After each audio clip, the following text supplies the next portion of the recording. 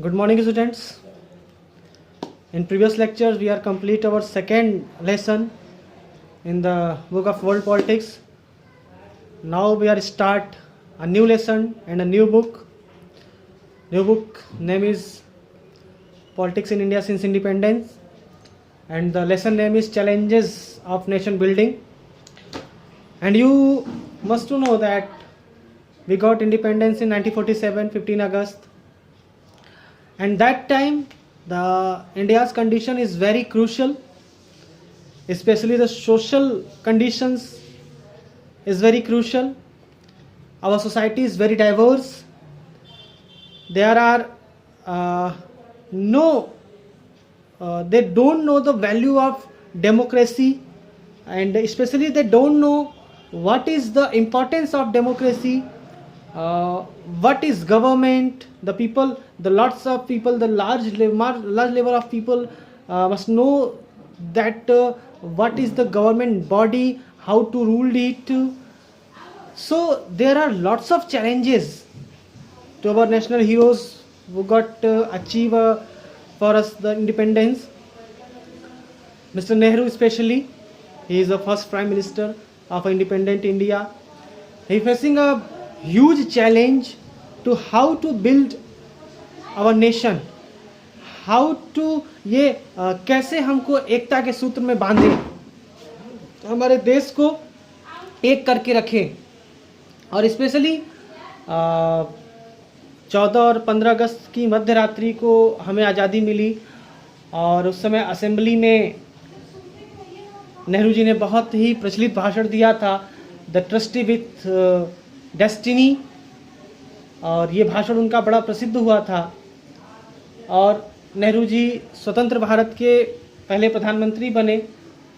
उनको संभवतः इन चुनौतियों के बारे में पता था कि आज़ाद हिंदुस्तान जो 14-15 अगस्त की मध्य रात्रि को जन्म ले रहा है, वो किन परिस्थितियों में जन्म ले रहा है,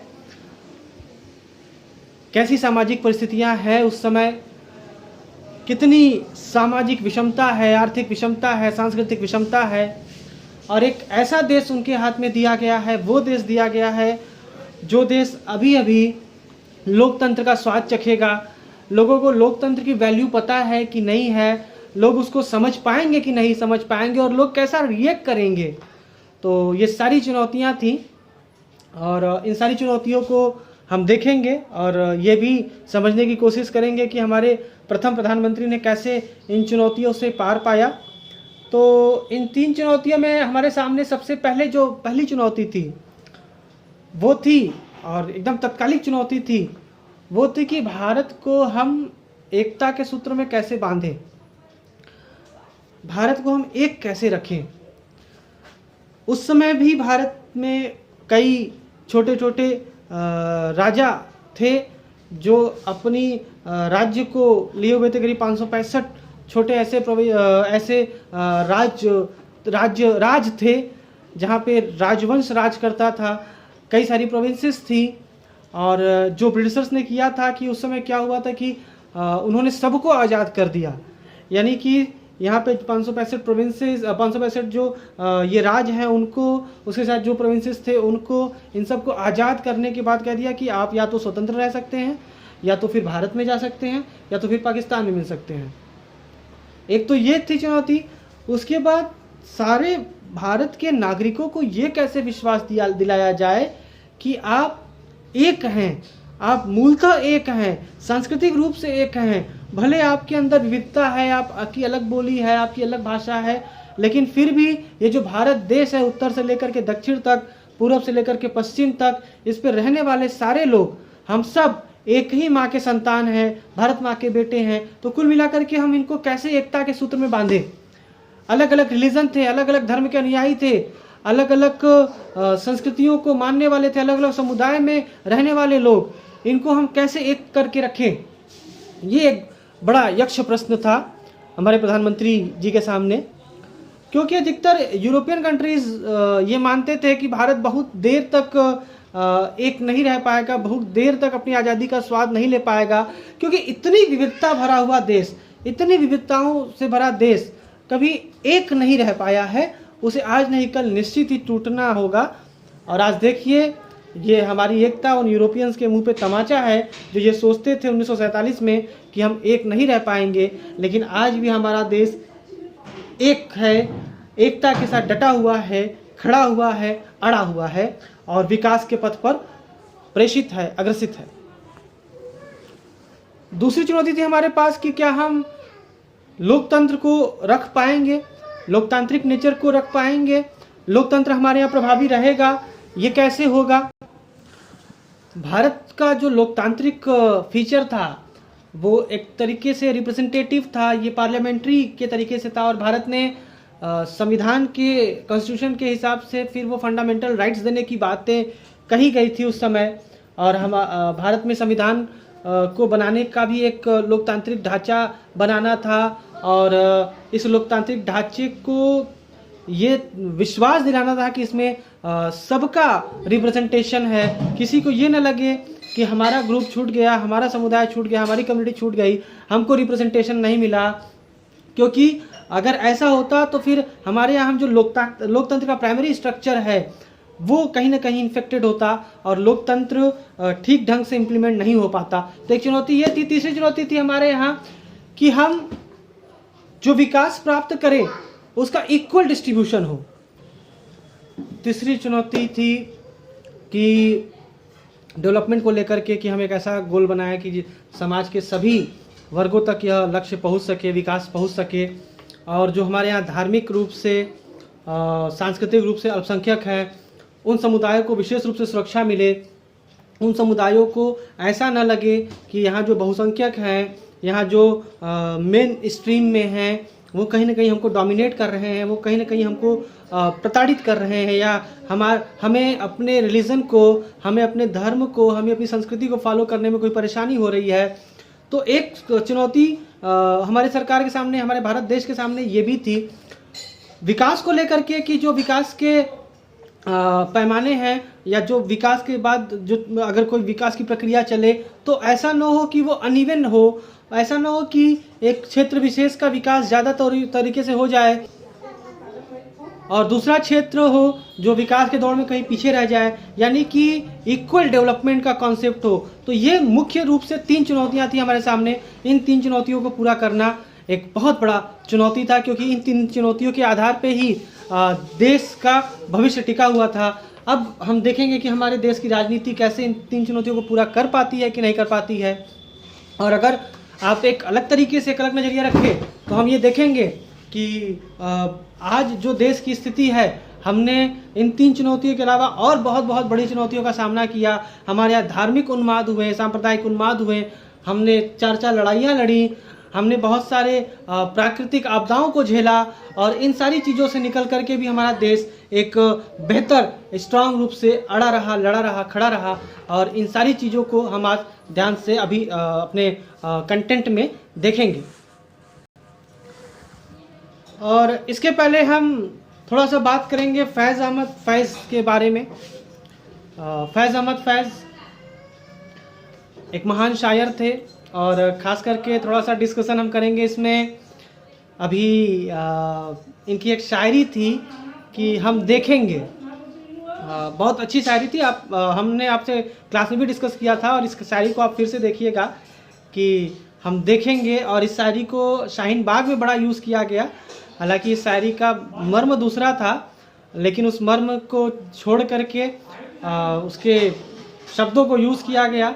हालांकि मैं तो बड़ा विरोध में रहा इसके, और अगर बाई पर्सनल रूप से देखा जाए तो मैं फैज़ अहमद फैज़ का बड़ा ही सपोर्टिव रहा हूँ। और उसके बाद हैं हमारे यहाँ की एक, हालांकि फैज़ अहमद फैज़ पाकिस्तान के, भारत में पाकिस्तान के शायर माने गए हैं। उसके बाद हमारे यहाँ हैं मैडम अमृता प्रीतम, एक बहुत अच्छी लेखिका थी। इन्होंने भी अपना दोनों लोगों की बात हुई है जो कविता और शायरी करते थे, लेख लिखते थे। और स्पेशली इसलिए इनकी बात हुई है क्योंकि इन लोगों ने जो बंटवारा हुआ भारत पाकिस्तान का 47 के बाद, उसके पीड़ा को महसूस किया, उसके दर्द को जिया और उस दर्द को, उस पीड़ा को उन्होंने अपनी रचना में लेकर के आए। जैसे वारिस शाह से कलम है, मैं उसको हिंदी में पढ़ूंगा। कि आज वारिस शाह से कहती है अपनी कब्र में से बोलो, और इश्क की किताब का कोई नया वर्क खोलो। पंजाब की एक बेटी रोई थी, तूने उस लंबी दास्तां लिखी। आज लाखों बेटियां रो रही वारिस शाह, तुमसे कह रही ऐ दर्दमंदों के दोस्त, पंजाब की हालत देखो। चौपाल लाशों से अटा पड़ा है, चनाब लहू से भर गया है। किसी ने पांचों दरियाओं में जहर मिला दिया है, और यह पानी धरती को सींचने लगी है। इन जरखेज धरती से जहर फूट निकला है। देखो सुर्खी से कहाँ तक आ पहुँची, और कहर कहाँ तक आ पहुँची। फिर जहरीली हवा वन जंगलों में चलने लगी, उसने हर बात की बांसुरी जैसे एक नाग बना दी। आप समझ सकते हैं। तो इन भावों को, इसके मर्म को महसूस करिएगा।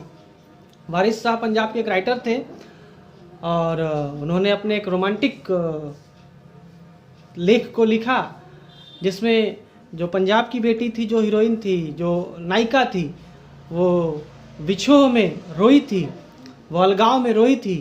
तो अमृता प्रीतम कहती हैं कि तुमने उसका दर्द तो लिखा, लेकिन आज पंजाब की लाखों बेटियां रो रही हैं, आज पंजाब की लाखों बेटे रो रहे हैं। आओ और इनके बारे में भी आप कुछ लिखो। पंजाब की जो 5 नदियां हैं, उनके जो चौपाल हैं, वो लाशों से अटे पड़े हैं। उनको देखो, यहाँ की पानी खून से लाल हो गई है, उनको महसूस करो। हवा जहरीली हो गई है, इनको देखो और इनके बारे में कुछ कहो। ये एक व्यंग है, ये एक पीड़ा है, ये एक कराह है उस सामाजिक स्थिति के बारे में, उस निवर्तमान उस समय के परिस्थिति के बारे में समझाया जा रहा है, बताया जा रहा है। क्योंकि आज की पीढ़ी जो अपने घरों में बैठ कर के ये जो डिस्टेंस लर्निंग कर रही है, जो व्हाट्सएप के माध्यम से पढ़ रही है, ये जो बैठ कर के आप विश्व के इतिहास को जान रहे हैं, शायद अगर कोई अमृता प्रीतम, कोई फैज अहमद फैज नहीं होते तो शायद आप जान नहीं पाते कि पंजाब में क्या घटा था, राजनीति के पीछे कौन से खेल खेले गए थे, प्रधानमंत्री बनने के लिए किसकी बलि दी गई थी, किसी देश का राष्ट्रनायक बनने के लिए कितनी बेटियों की किस्मत को लुटा गया था। ये सारी चीज़ें आप संभवतः नहीं जान पाएंगे अगर आप इन चीज़ों को, इन वाक्यों को, इन कविताओं को महसूस नहीं कर पाएंगे। फैज अहमद फैज के बारे में अगर हम देखें तो इन्होंने बड़ा ही अच्छा शायरी किया है, और उस शायरी के माध्यम से इन्होंने बताया है कि क्या समय रहा होगा, क्या कत्ल की रात रही होगी। ये दाग दाग उजाला, ये सब गजीदा शहर, वो इंतजार था जिसका, ये वो शहर तो नहीं, ये वो शहर तो नहीं कि जिसकी आरज़ू लेकर चले थे यार की मिल जाएगी कहीं न कहीं मंजिल।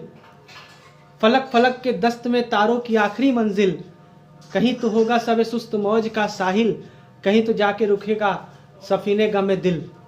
यानी कि जिस प्रकार की आज़ादी की हमने तमन्ना की थी, ये वो तो आज़ादी नहीं है, ये दाग दाग आज़ादी है। इस आज़ादी का कोई महत्व नहीं है, इस कत्लेआम का कोई महत्व नहीं है। हमने जिस आज़ादी को बुलाया था, जिस खुले आकाश की कामना की थी, वो खुला आकाश तो नहीं आया, एक अंधियारी रात आई है, एक काली रात आई है। वो रात आज़ादी को लाई है, ये वो आज़ादी तो नहीं। तो बच्चों, बस मैं ये आपको इस वीडियो के माध्यम से समझाना चाहता हूँ कि आप उस कत्ल के रात को, कत्ल के दौर को महसूस करिए, आज़ादी के ताप को महसूस करिए, प्रधानमंत्री पद के लालसा के पीछे पगलाए हुए लोगों के कटुता को, उनके कपट को महसूस करिए। देश के नोआखली में दंगे हो रहे थे और यहाँ पे आज़ादी के जश्न को मनाया जा रहा था। अगर किसी को ये कहा जा रहा है कि देश आज अपना भाग्य लिखेगा, तो उसके साथ साथ आप उसके एक ताप को भी महसूस करिए कि देश जब भाग्य लिख रहा था तो उसी समय उसी देश के अंग जल रहे थे, नोआखली में लोग कट रहे थे, महिलाओं के साथ उनकी इज्जत आबरू को लूटा जा रहा था, छोटे छोटे बच्चों को बाला भरछी पे टांगा जा रहा था, ट्रेनों से लाशें पट करके आ रही थीं, धर्म के लोगों को सिखलाया जा रहा था कि काटना हमसे सीखो, और तमाम प्रकार के जो हमारे राजनेता थे, जिन्होंने मोटी मोटी किताबों में, संविधानों में भर भर के गारंटियां दी थी, फंडामेंटल राइट्स की बातें हो रही थी, मूलभूत अधिकार की बातें हो रही थी, और ये मोटी मोटी किताबें उन अधिकारों को रौंद दी। कोई टोम्बा टेक सिंह से पूछने नहीं गया कि तुम्हारी जो जमीन थी उसको लेकर के जो तुम्हारा फंडामेंटल राइट का वायलेशन हुआ, सुप्रीम कोर्ट ने उस पर कोई निर्णय दिया कि नहीं दिया। मंटो की तमाम नायिकाएं पूछ रही थी, काली सलवार, बू, ठंडा गोश्त, पूछ रही थी कि ये जो फसाद हुए, जो उनकी आबरू लूटी, इसमें उनकी क्या गलती थी। वो नायिका, मंटो की नायिका पूछ रही थी कि आपके प्रधानमंत्री पद के लालसा के पीछे आखिर उसको ये पीड़ा क्यों झेलनी पड़ी। हमारे यहाँ फैज़ अहमद फैज़, हमारे यहाँ अमृता प्रीतम, इन लोगों ने पूछा कि आखिर में ये जो आज़ादी है, क्या ये आज़ादी है। और उसके साथ साथ सबसे बड़ी बात, मैं आपसे पूछ रहा हूँ कि क्या आप पूछेंगे, आप इस राज समाज से पूछेंगे, आप आज़ादी दिलाने वाले नायकों से पूछेंगे जो आज आकर के कहते हैं कि हमने देश को आज़ादी दिलाई, तो क्या आप उनसे क्वेश्चन करेंगे, क्या वो इसके लिए आंसरेबल होंगे कि भाई साहब आपने जिस प्रकार की आज़ादी हमको दिलाई है, उस आज़ादी के पीछे जो सफ़ेद चादर था उस पर बहुतों के खून के दाग हैं, क्या आप पूछेंगे। पढ़ने का सिर्फ ये मतलब नहीं होता कि आप कोर्स कंप्लीट करें और कोर्स कंप्लीट करने के बाद अच्छे नंबर पर लाएं और आगे बढ़ जाएं, बल्कि आप अपने देश, समाज और परिस्थितियों को समझें और इस सारी चीज़ों को समझने के बाद विचार करें कि जो हुआ वो ठीक हुआ, जो हो रहा है क्या वो ठीक हो रहा है, और जो आगे होगा क्या वो ठीक होगा। और कहीं भी अगर क्वेश्चनेबल मार्क आता है तो फिर आप खुद से पूछिए कि ये होना चाहिए, और नहीं होना चाहिए तो मैं क्या कर रहा हूँ, पूछिएगा। बाकी चीज़ें हम आगे कल शुरू करेंगे। और ये चीज़ें भी आज आप दाग को, फैज़ अहमद फैज़ को, अमृता प्रीतम को, ये सारी चीज़ें कंटेंट आपके चैप्टर्स की हैं। ये सारी चीज़ें चूँकि बेस क्लियर करना है इसलिए मैंने आपको ये चीज़ें बताई, फंडामेंटल चीज़ें हैं, इनको जानिए। अब इसी बेस पे हम ये चैप्टर में आगे बढ़ेंगे। Thank you.